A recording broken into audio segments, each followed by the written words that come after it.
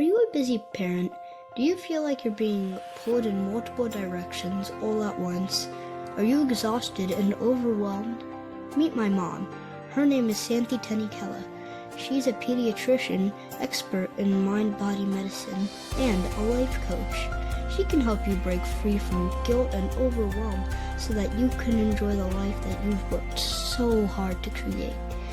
She can also teach you how to support your family in a more holistic way. Hello and welcome to another episode of the I Am Well MD podcast. Today I have a special guest, Ranjay Gulati. Dr. Gulati is a chaired professor of business administration at Harvard Business School. His pioneering work focuses on unlocking organizational and individual potential, embracing courage, nurturing purpose-driven leaders, driving growth, and transforming businesses. He is a Thinkers 50 top management scholar, speaks regularly to executive audiences, and serves on the board of several entrepreneurial ventures. He holds a PhD from Harvard University and a master's degree from MIT. He is the author of Deep Purpose and How to Be Bold, and I can't wait for you to meet him. It's great to have you on today. Welcome. Santi, thank you so much. It's a pleasure to be here with you today. Tell me a little bit about your path. How did you get to where you are today, and how did boldness, how did courage, bravery, how did these topics come to inspire you? So I wish I could say I had a linear path to where I am today. It was anything but linear. There was a lot of serendipity. There was a lot of people who helped me and gave me the nudges I needed at the right moment in time. I came to this country as an exchange student. I came to Washington State out on the West Coast. And I was in the middle of nowhere in the Palouse, as they call it, where the wheat fields are. And I got myself a summer job at Microsoft, which was only company willing to hire me as a foreign student back then. And the next thing you knew, I was working. I was going to stay for 1 year and bounce out after that, but I stayed for 2 years, got a degree in computer science, and then came to MIT for a master's with the full plan of going back to Microsoft. So, I had it all kind of mapped out. I was going to work on the intersection of technology and business. That was why I was getting the MBA. And then next thing you know, at MIT, I have this professor of mine who convinces me that my love for a PhD, which I always thought I would do one day, that now was the time. And so next thing I know, I applied to Harvard for a PhD, and I got into Harvard. And I was doing a PhD, and Microsoft was kind of in the distant memory. But I would say my influences really were my parents, like for many of us, who had a strong imprint on me in terms of kind of foundational beliefs, both on kind of thinking about knowledge advancement. But I had so many teachers along the way, both at Washington State, at MIT, at Harvard, who really played an instrumental role in shaping my thinking and what I wanted to do. And I think my last book was called Deep Purpose. And there's a reason I wrote that book, because even though it's about companies and purpose, I realized that it takes a long time to find our own purpose. And whether you're in business or an individual, purpose provides you an orienting framework to think about what you want to do. Otherwise, until then, you're confused. Until then, you're bouncing from thing to thing and reacting and opportunistically kind of stumbling your way forward. So that's my kind of short version of my journey. There were many stumbles and bumbles along the way, but again, having people around me to really give me the guidance and the support I needed were really important. When I think of my parents and their journey, they moved to Canada back in the 1970s, and that couldn't have been an easy decision. Just being able to move from one place to another, how did that influence your trajectory? So, as a grad student, I had to read a book called The Marginal Man. It was only said Marginal Man because it was written in 1937, I think. It was an ancient book. I'm sure it meant men and women, in which this gentleman talked about people. He didn't talk only about immigrants, but he said immigrants are one of the many people who get marginalized. You're marginalized because you neither belong to your home country anymore, because when you go back, you're a foreigner, and nor are you fully assimilated into the new environment where you're located. And of course, that has its costs, but it also has its advantages in that you're able to be a little more dispassionate and have a little more insight into things. So his belief back then was that marginal people have an advantage. It may look like a disadvantage, but they also have some advantages. I think being an immigrant comes at a huge cost, but it also creates opportunities. It builds resilience, it builds self-determination, it creates focus, and it also allows you to have a more objective understanding of different cultures, and learning how to blend two different cultures. It also brings new insights. Oh, I fully agree. So I grew up in New York, but when I was growing up, those summers that I would go back to India, I fully remember feeling like I was an outsider, Yeah. and then coming back and still feeling like an outsider. And it was a very peculiar sort of feeling. But you're absolutely right. It did help me to be more adaptable. And I have to give my parents credit. They were both incredibly adaptable to their new environments. And they still managed to hold on to their heritage, at least the parts that they felt were aligned with their values, while being able to assimilate these new values of American culture and language. Yeah. It's just a really tremendous feat. And if I was to take it to fast forward it into my new book that is called How to Be Bold, The Science of Everyday Courage, what is courage, first of all? Courage is taking action in the face of fear, right? Second, where does fear come from? Fear originates when the human brain encounters uncertainty and loss of control. What is uncertainty? Uncertainty is not risk. Risk is where you know the distribution of outcomes. Uncertainty is where you don't even know what the distribution of outcomes is, completely unknown. So even for the immigrant coming to this country, some came here into the cradle of family, friends, they had an extended relative network. I'm not saying it was easy for them, but there's a bit of risk, but not so much uncertainty. But the ones who came totally on their own, there is uncertainty. And uncertainty means loss of control. Loss of control means fear. Fear means you can either freeze or flight. And so I think the immigrant experience can be full of uncertainty. And uncertainty creates fear. Fear in turn activates in us the human impulse for freezing or running, freeze or flight. It's rarely actually the exception who will stand up and fight. Mm-hmm. In my experience, this whole journey can be scary. Was it scary for me in some moments? Yes. What mitigated it was people around me who gave me the support I needed. So then the question becomes, how do you resource yourself in the face of uncertainty? What are the ways in which you find resources? I'll give you one. I found that courage is rarely a solitary sport. People who are courageous usually have a support system around them. So then I got into the science of support. It turns out there are 4 forms of support: resource support, information support, moral support, and the last one is appraisal support. So it turns out, if you apply this even to the immigrant experience, resource support. Somebody gave me a job. Somebody gave me a loan.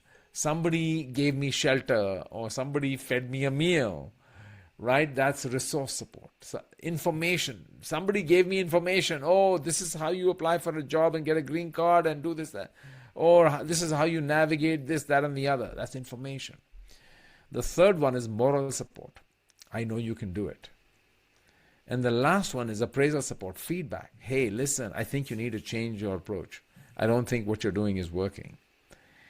So, you start to see, that's just one illustration into this project I did about how, I never thought about applying it to the immigrant experience, but you can see how that might work. Or if you're a physician who is about to embark on an alternative path, right? That can be scary. You have a well-established, you've trained, you've studied, you've done everything, and now you're saying, I think I want to do something different. And that bears a cost, professional cost too. So you ask yourself, like, oh my God, how am I going to do it? So that was just one of them, support systems. That was one chapter in my book. Another one was the science of calm. So it turns out there's a body of research on emotional regulation, emotional self-regulation. The science of calming ourselves down. Now, in any Indian tradition, you say, how do you stay calm? You pray. Believe it or not, prayer is a very powerful strategy to stay calm. From the most ancient of times, you can look at cave drawings going back thousands of years, and you'll see people doing rituals and praying. And a belief in a higher power has a tremendously calming influence. Others do rituals. I mean, if you look at athletes, Adele, before she goes on stage, she always looks at a picture of Celine Dion. She was her hero, and it calms her down. Katie Ledecky, instead of doing mantras like many meditators would do, she recites her grandmother's name because it calms her down. So you discover the science of calm is another way in which people deal with this.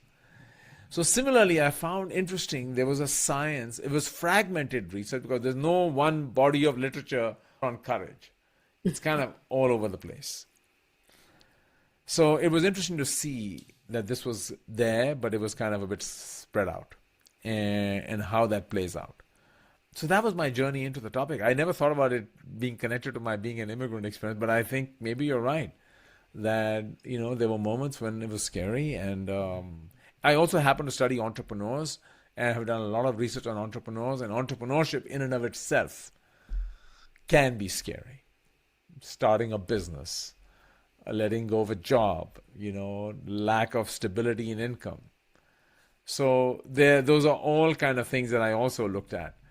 I can dig deeper into any of those. There was like 6 of these different ways in which individuals resource themselves.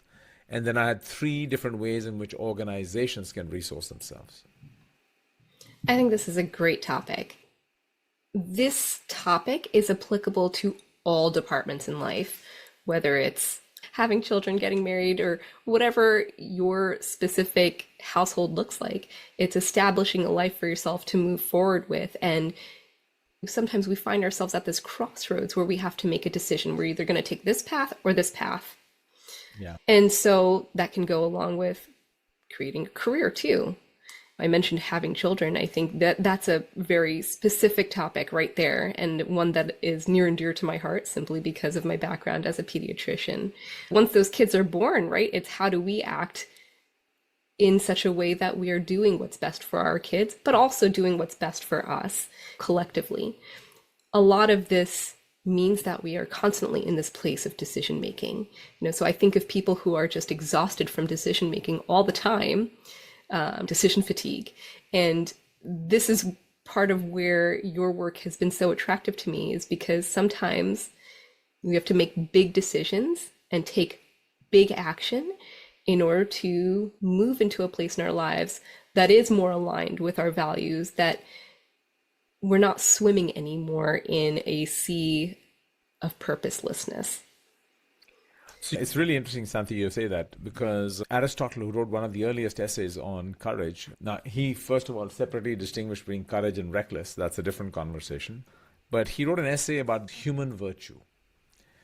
And he made a list of the virtues of the ideal human being. He made courage the master virtue that unlocks all other virtues. If you go back even to ancient India and you read the Mahabharata or any of these ancient scriptures, without using the word courage, it's everywhere, right? And then you read about culture, ancient cultures. I mean, I read about the Japanese samurai. Cultures celebrate, now, okay, it happened to be in the context of war. That's where the modern elaboration has happened.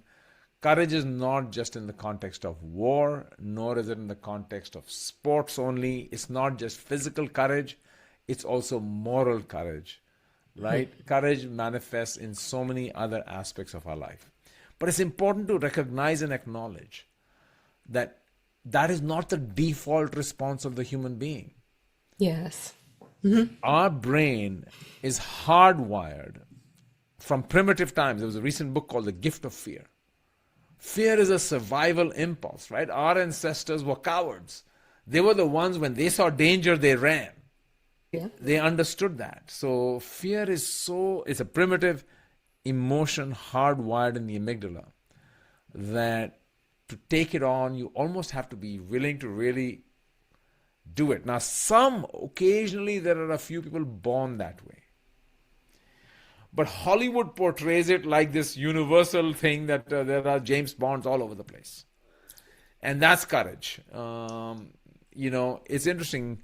Tom Cruise, who does many of his own stunts, after one of his stunts for Mission Impossible, he was asked, like, Tom, aren't you scared doing this? He said, absolutely, I'm scared, but I'm okay with being scared. Mm. So how do we learn to cope with fear? First of all, even calling it fear. We're ashamed to say we're scared.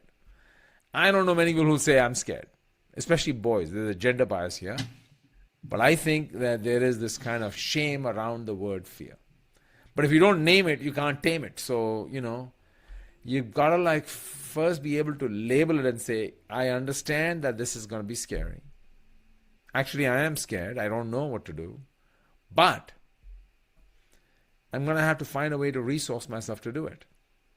And I gave you 2 illustrations of how people resource themselves. One was with the collective, with support. Another one that I mentioned to you had to do with calm. Let me give you a third one. This was research done by a Stanford psychologist named Albert Bandura, very famous person. And Bandura wanted to see how kids dealt with fear. So he put an ad in the paper to find kids who were terrified of snakes. A technical term being ophidiophobes. So he got, a couple of dozen people signed up.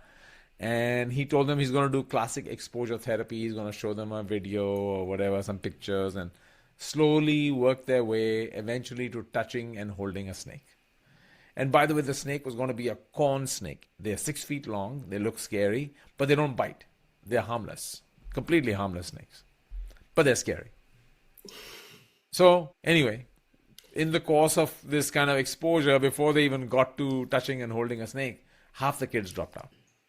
So of the half or so that were left, the ones who actually touched and held a snake, what is interesting is not only did they feel okay with holding the snake, but a couple of months later when they were interviewed, they had this general sense of self-efficacy. So the research that Bandura calls it self-efficacy. And this idea that I can do it, I can do anything, can do. And their thinking was, if I can overcome my worst fear, which is snakes, I guess I can overcome anything. And it was an unlock for them. It was a major unlock in their lives. So if you look at entrepreneurs and some of these people, they naturally or through their experience or their upbringing have this can-do mindset. No matter what comes my way, I'm going to get it done. So how do you build and resource that inner confidence? Mahatma Gandhi actually early in his life was a lawyer.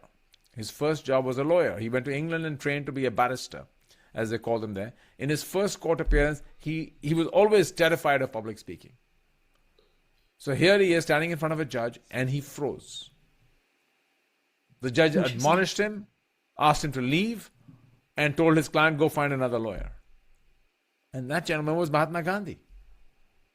So people learn to resource themselves in different ways to deal with this natural human emotion of fear that happens in the context of uncertainty. Now, you can ask me the next question is, why now? Is there more uncertainty today or less? Question mark. I think that's a loaded question, right? I mean, I look at the children and teens going through all this political upheaval, climate change, just being able to live in a real world when the virtual world is so compelling to them. Yeah, it feels like there's just as much uncertainty, but perhaps a different type of uncertainty. Yeah, you mean there's job uncertainty. AI may take away my job, right? There is climate uncertainty, there's health uncertainty. I don't know if there's another epidemic coming or not, vaccine or not. There's so many, and there's geopolitical uncertainty, how many wars are happening around in the world. It's all over the place. This is something that I think we should acknowledge and accept that a byproduct of this is fear. A byproduct of fear is freeze or flight. Look at an extreme example. Salman Rushdie is giving a talk. Some gentleman decides he's going to come up and stab him. And he's immobilized. You should read his book. It's fascinating. He's unable to even raise his hands to protect himself. So the freeze response, and you see this in so many other tragic instances as well. I mean, I had to write a whole chapter on cowardice, by the way, Santi, because it was like that's the default response. And we vilify cowards. I talk in my book about one section is called the good coward. It's actually Cowardice is a real thing. Yes. Yeah. Yeah. We vilify them. We say, oh, you horrible human being, you're a coward. And the good coward was actually about a soldier in World War One. What was happening was there were so many people who deserted in World War One, by the way. But this soldier, he came to the battlefield. He was on the front line. But as soon as the bombs would start flying, he ran away. And then a few days later, when the bombs stopped flying, he'd come back. And so, again, he would try to settle down, and he was ready, but as soon as the bomb went, he ran away. So one of the soldiers told the commandant, like, listen, you should court-martial this guy and, put him to the ringer. He said, no. He's a good coward. He's trying. He hasn't deserted. He could have run away, but he keeps coming back. He just is not able to. We need to help him cope with his fear. So I'm going to interject here because I want to make an important distinction. Cowardice has this negative connotation to it.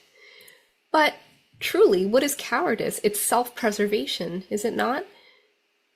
Yes. Right, we're trying to protect ourselves. That's why I said it's a natural, survivalist human response. We're hardwired to protect and preserve ourselves, and that's so when you want to be courageous and you want to do something in spite of your fear response, you're literally fighting against yourself. A very innate nature. That is why courage is so rare. That is why it's not everybody doing it.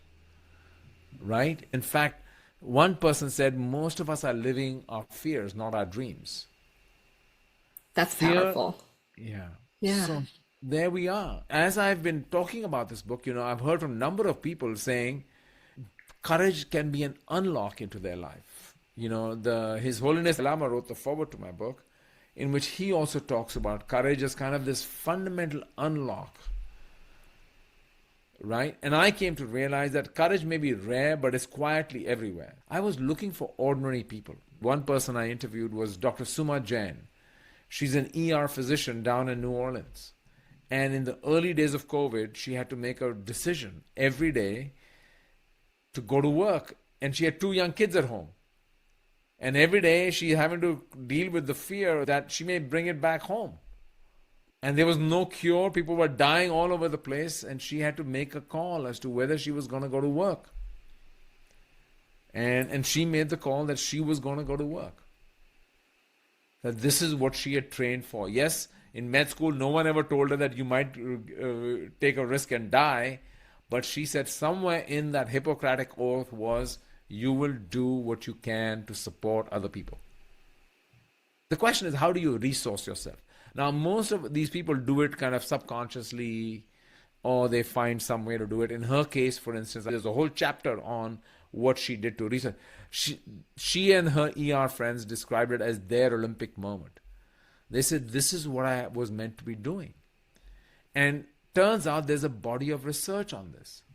That human beings, we are compelled to do things when we feel there is a moral potency to them.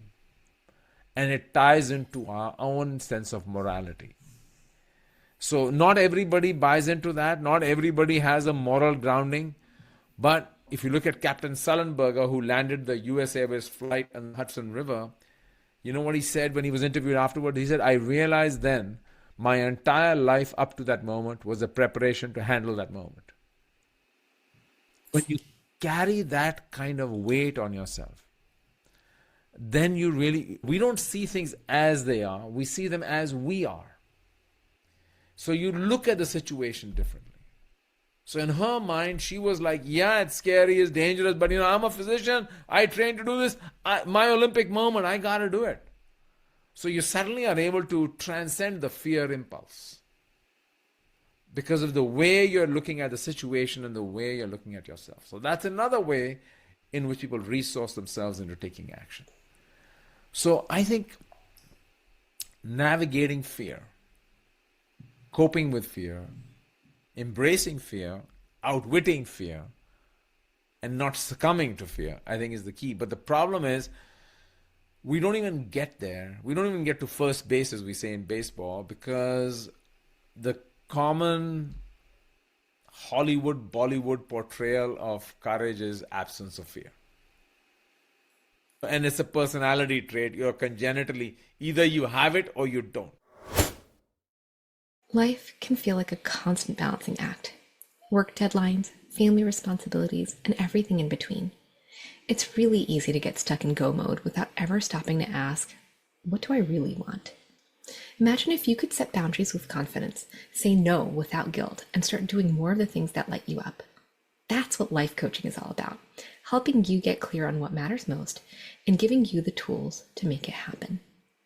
Your life is unique, your journey is unique, and your solutions should be too. If you're ready to stop surviving and start living with intention, let's talk. Visit me at iamwellmd.com and click on the link to contact me. Send me a little message and we'll get you started with an introductory call. I hope to see you soon.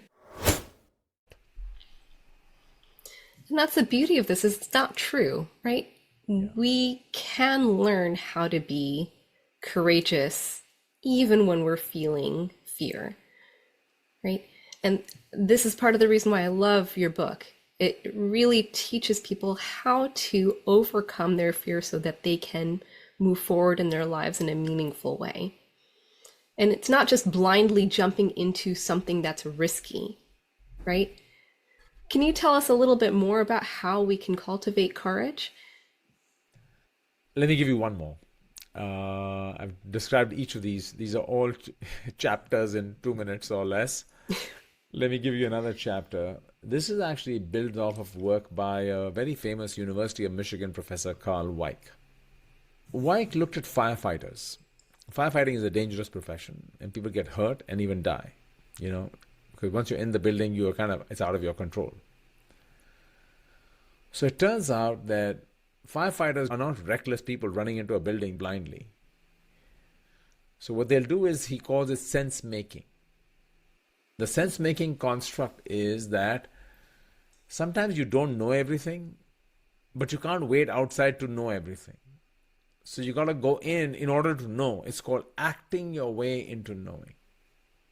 Taking baby steps so you can learn more, so you know what you might want to do. So a firefighter will look outside the building and see, does anybody need to be rescued? How quickly is the fire burning? Is the building about to collapse? Are there combustible materials out there? They form a hypothesis. And based on that hypothesis, they go into the building. As soon as they go in the building, they get more data. Some of those things help them test those hypotheses, revise the hypotheses, and then they go further in. So it's called acting your way into knowing. Ancient mariners didn't just say, I'm going to sail out into the Atlantic and maybe I'll hit land and I'll get there. No. They do 1-day sails, 2-day sails, 3-day sails. They want to get to land. And if they found any land, it was secure base. From there, they would say, let's go 1 day, 2 day, 3 day to find more land. They were hugging the corners, not going down the middle. Right?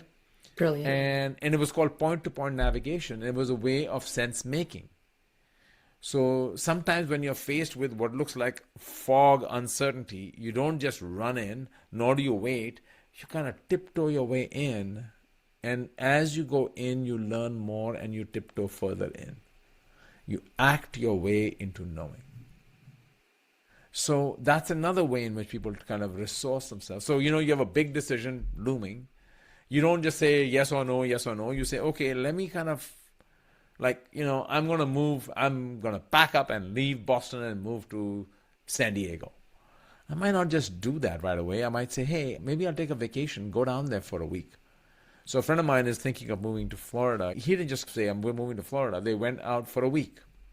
Well, this year they're going out for a month. Next year he's going to go and spend 2 months there. And they're just kind of acclimating their way into understanding, and then they're trying to see which part of Florida they want to be in. So it doesn't feel so scary. So that's another way in which people resource themselves. In each chapter, I explored how some individuals did something, and then is there some social science research to help us understand that better? The way you have put this is just amazing. So as we move into 2026, I know a lot of people right now are starting to think about their New Year's resolutions. And I put that in quotation marks simply because for me, I don't think of it always as a New Year's resolution. Like in 2026, I'm going to do this one thing. No, I'm making a lifestyle change. I'm making a big decision. How can people feel their way into creating decisive decisions, things that can really move boulders in their lives and be So, successful at it? so look, the easiest answer I would give is, hey, listen, do one small thing that scares you a little. Learn to build a relationship with fear. Observe yourself saying, yeah, that was scary, but I did it. How did you deal with fear? Have a conversation with your fear, right? I mean, I got a pilot's license many years ago and I was terrified of heights. I was talking to myself, and I'll never forget the first day I did a solo flight. It was really scary because until I had the instructor with me, I was still okay. But once I was no instructor, now it was like life and death. I mean, if I blew it, I was gonna kill myself and I don't want to die. So flying was fun, but like, okay, I mean, really? No, no, thank you. And so do something that scares you a little. Learn to have a conversation with fear. But I would also go back to my last project, which was about purpose. Like, I was interested in myself, why I wrote a book about purpose and one about courage. I think finding your purpose is the biggest gift you can give yourself, right? Having a clear understanding, and I think we all wait too long to think about that. It's like a very academic, esoteric, out there. When I'm old and in a wheelchair, I might think about my purpose in life. Well, guess what? It's too late. You missed yourself an opportunity. I think it's never too early to ask the question, why am I here? And if you understand your own purpose, it unlocks possibility, it makes you more courageous.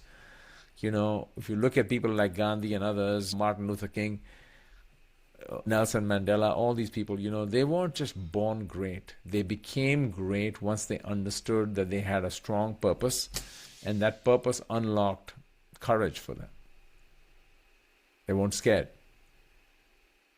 And I'll venture to say, too, the path for any one of them was not an easy path. I mean, each one of them had a path that was fraught with obstacles, with misunderstanding.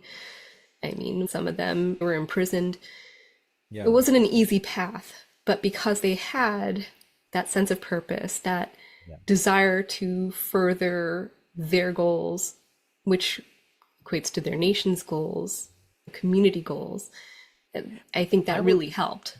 yeah, but I don't want to do everybody a disservice by talking about these lofty examples because those are like big society. People are like, that Sure. Ranjay, you know, that's great, good storytelling, but that's not me. I'm just living my daily life. I think the question to ask ourselves is how much of our lives are governed by fear? And to what extent is fear really holding me down?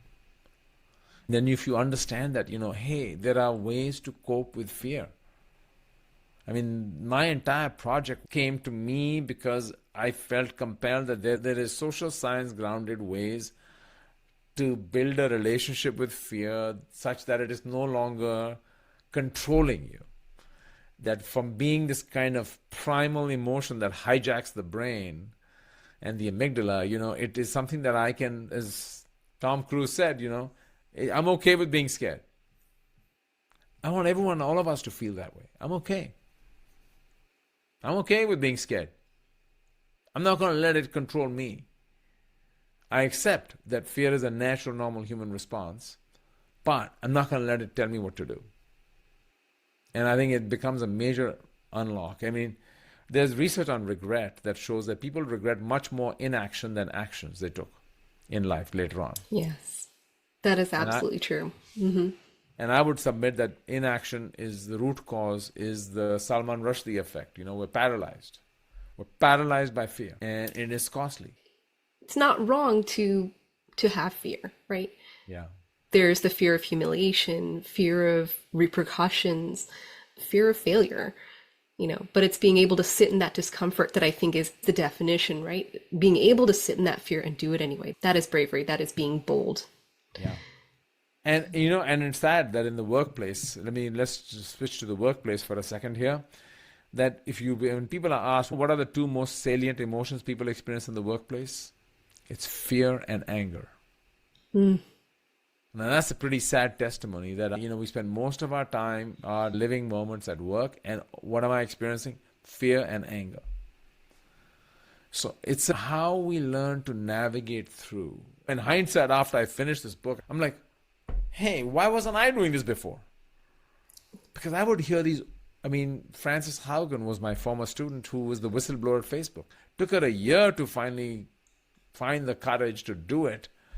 But, it's fascinating reading and talking to her about her journey made me realize anybody else could learn. Now, I'm not saying be a whistleblower, but learn to be courageous when you're facing a monumental, life-changing decision. And how she resourced herself. So she found resource support. She found information support. She found moral support. She found feedback support. And all those things together gave her then the inner confidence, the can-do mindset. I can do it. I remember in your book you had mentioned that she really leaned on her parents for that moral support. And I thought that was just such an important testimonial to how truly imperative it is to have that village around you, to create. And, that village doesn't just show up, right? We cultivate that village. We find the people in our arena who will motivate us, cheerlead for us as we move forward. It's a beautiful example, yeah. No, absolutely. Sometimes it is our parents, sometimes it is friends and family, sometimes it is our teachers, our coaches. I have a great fascination with sports, and I've interviewed a bunch of coaches, and one thing I've learned from the great coaches are ones who are able to give athletes, professional athletes. So here's the thing, think about it. You're taking a professional athlete who is master of motivating themselves and have brought themselves to the world's greatest levels. And now me, coach, I'm going to tell them how to do it even better. That is not easy. And I think moral support has a lot. Everyone wants to have someone they believe in. And it unlocks in us possibility. So I think that is a huge piece of the puzzle. I think if you're lucky to have your parents nearby who can provide you that, that's wonderful. If it's not them, then it could be somebody else who believes in you. Could be your sports coach. I have seen so many amazing coaches who not only unlock people as athletes, but also as individuals.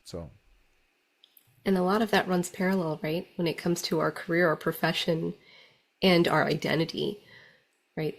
Initially, I find for a lot of people, they parallel one another and then they intersect. All of a sudden, the identity becomes the profession, or the career, the life purpose is the intersection. So what a great example. And we can be that type of person for someone else. It's not just us seeking it out, it's us being supporters as well for others in their phase of growth. So, Dr. Gulati, this podcast was created to help us to heal ourselves, our children, and our children's children. Do you have any last words of advice for our listeners? One of the biggest gifts I think we can give to our children and our grandchildren or our next generation of legacy is role model courage. The best place to learn courage is by watching others who've done it. I was lucky enough to see my parents, who were both very courageous in their own way. My mother started a business from scratch. I describe her in the book as well. My father was a military officer, so he dealt with a different kind of courage. When you see courage, you do courage. Courage may not sound like, oh, courage can heal you. I think courage can be a massive healer. It can be a massive unlock. There's a reason why Aristotle called it the master virtue that unlocks all virtues. I'll end with one kind of quote from, I had recently gone to London and I went to the War Museum where Winston Churchill led the World War II planning and everything from. in this basement underneath Whitehall. And he said, fear is a reaction, courage is a decision. We should all think about that. That what we are trying to do is resource ourselves to live our dreams and not be consumed by fear, which is a natural, normal human byproduct of any uncertainty we might encounter. So how do we deal with that impulse that is hardwired into us? I appreciate that. I appreciate the piece specifically, about role modeling. I find being a physician in my training, I always got the sense that I wasn't allowed to show emotion, particularly negative emotion, right? Fear, anxiety, worry, anger. And many of us physicians really cut ties with our emotions, but I think it's very important to recognize, hey, we're human. You mentioned men and this cultural piece where men feel like they're not allowed to say that they're fearful. I actually think that voicing that is a powerful thing. When we're role modeling, that is how we show our kids. Sometimes they don't pick up just by watching us. Sometimes it's actually saying out loud, hey, I'm really worried about doing this great big new venture. This is what it means for me. This is what it means for us. Can I count on you for support? Even if it's a 5 or 6 year old, can you give me a hug? Sometimes I need a hug. And again, back to the gender bias, I think we do a tremendous disservice to boys. I remember my son coming and saying, oh, I don't want to go to the basement. I'm like, come on, go to the basement. My daughter comes, I don't want to go to the basement. I'm like, okay, I'll come with you, So we all have our own gender imprinting as well. And I think instead of teaching them coping systems to deal with fear, we shame that fear, saying, how shameful, how dare you feel scared? Instead of saying, hey, I understand it can be scary, but let's find a way to kind of cope with and figure it out. So that, I think, becomes important. I think as we understand that dealing with fear is a powerful unlock into our lives, I think that, to me, is the message I learned as I researched this book. That fear is paralyzing, fear is everywhere, and we don't have a well-established way of dealing with it. Courage is an easy buzzword, but you have to really understand the enabling factors. What are the things that people do? Most people I interviewed didn't know what they were doing. It was like, oh yeah, I did that, I don't know. It's all, some people somehow spontaneously resource themselves either in the moment or, Frances Haugen didn't read a book about courage before she, decided she was going to whistle. She just somehow figured it out. And the question is, can we, instead of relying on this kind of somehow figuring it out to, here is a science-grounded way of thinking about it. That's what I tried. I wrote it for myself. Honestly, the book was for me. I don't think I wrote it for anybody else. I needed the book, so that's what I wrote it for. I love that. And I needed this podcast, right? It's true. It's the things that we need to learn that we delve into. So yeah. Amazing. So as we come to a close, I'd like to thank you for being here today and bringing your expertise of psychology, leadership, and business acumen to the table. I genuinely appreciate it. Not at all. My pleasure, Santi. You asked me some great questions, forced me to think. So I'm delighted. It was really a pleasure to be here with you. And I look at what you're trying to do. That alone is an act of courage for a practicing physician to find the time to get out there and do a podcast. Kudos to you. Thank you for that. Well, how can our listeners find you? Well, I think the easiest way is to just go to my website. It's my name, ranjaygulati.com, where the book is described. I have some resources anybody can tap into. Or also on LinkedIn. I mean, I'm pretty active on LinkedIn. I have a newsletter there where actually, after I finish the book, I've gone out and looked at other examples of courage, and I've continued to write a weekly newsletter where I sharpen my thinking. You write the book like 2 years ago. Since then, your own thinking evolves a little bit. So if someone wants to do a further study into it, you'll find a bunch of resources there, both about purpose as well as about courage. Amazing. Thank you again. This is great. Thank you so much. Pleasure. Thanks a lot, Santi. The information shared on the I Am Well MD podcast is for educational and informational purposes only and should not be considered medical advice. Listening to this podcast does not establish a doctor-patient relationship.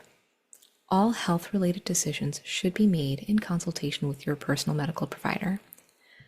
The views and opinions expressed by me are my own and do not necessarily reflect those of my guests, employers, or affiliated institutions.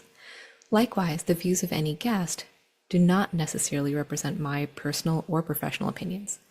The content shared on this podcast is intended to inspire thoughtful conversation and reflection, not to provide medical diagnosis or treatment. Hey, if you like what you're hearing, give this podcast a 5-star rating and share it with your friends and family. If you want to learn more about my mom and what she does, visit her at iamwellmd.com and subscribe to her email list. If you leave her a comment, you might just get a shout out in her next podcast episode.